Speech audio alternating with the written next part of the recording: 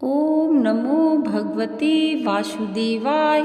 जय श्री कृष्णा। श्रीमद् भागवत गीता का 12वां अध्याय प्रारंभ होता है।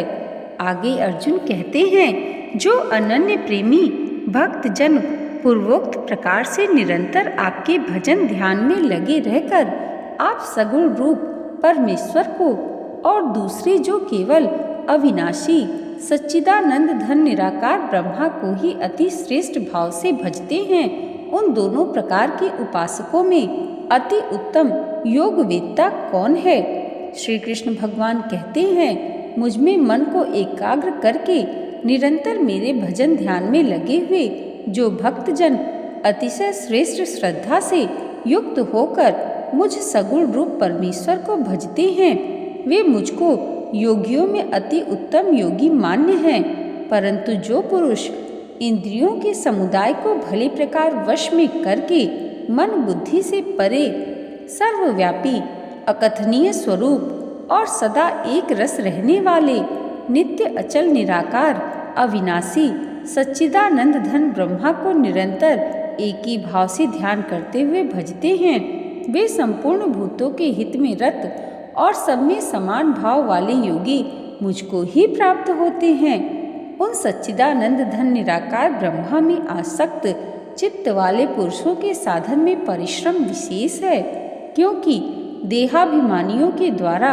अव्यक्त विषयक गति दुख पूर्वक प्राप्त की जाती है।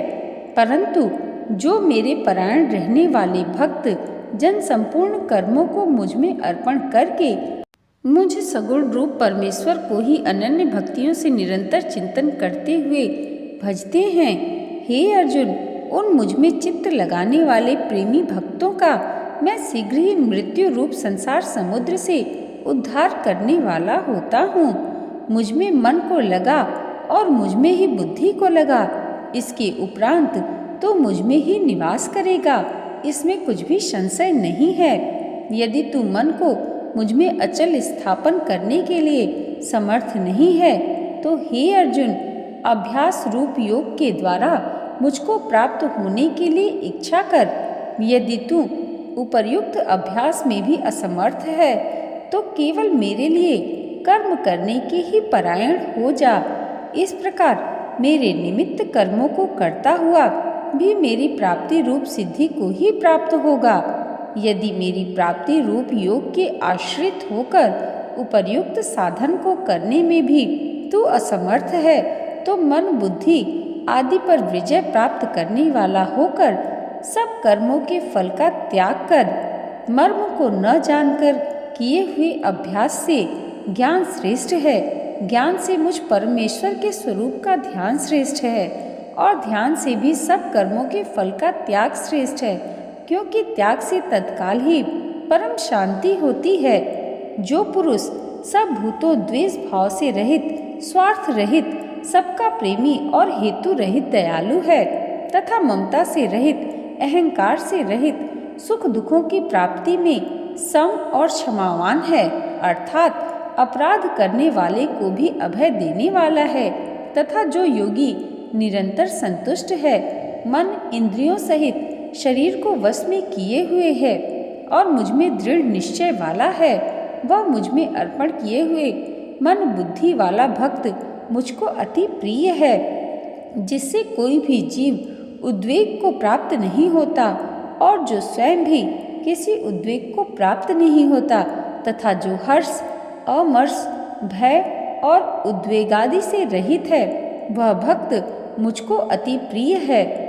जो पुरुष आकांक्षा से रहित, बाहर भीतर से शुद्ध, चतुर, पक्षपात से रहित और दुखों से छूटा हुआ है, वह सब आरंभों का त्यागी मेरा भक्त मुझको अति प्रिय है।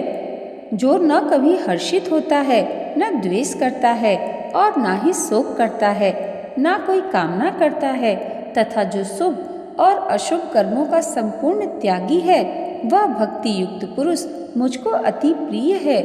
जो शत्रु मित्र में और मान अपमान में सम है, तथा सर्दी गर्मी और सुख दुखादि द्वंद्वों में सम है और आसक्ति से रहित है। जो निंदा स्तुति को समान समझने वाला, मननशील और जिस किसी प्रकार से भी शरीर का निर्वाह होने में सदा ही संतुष्ट है और रहने के स्थान में ममता और आसक्ति से रहित है, वह स्थिर बुद्धि भक्तिमान पुरुष मुझको प्रिय है।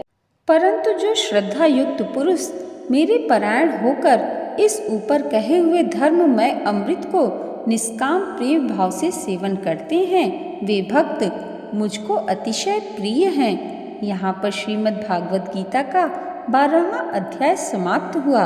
बोलिए श्री कृष्ण भगवान की जय। दोस्तों, भगवान श्री कृष्ण की कृपा आप सबके जीवन पर सदैव ऐसे ही बनी रहे, इसी मंगल कामना के साथ मिलते हैं अगली वीडियो में श्रीमद् भागवत गीता के 13वें अध्याय के साथ।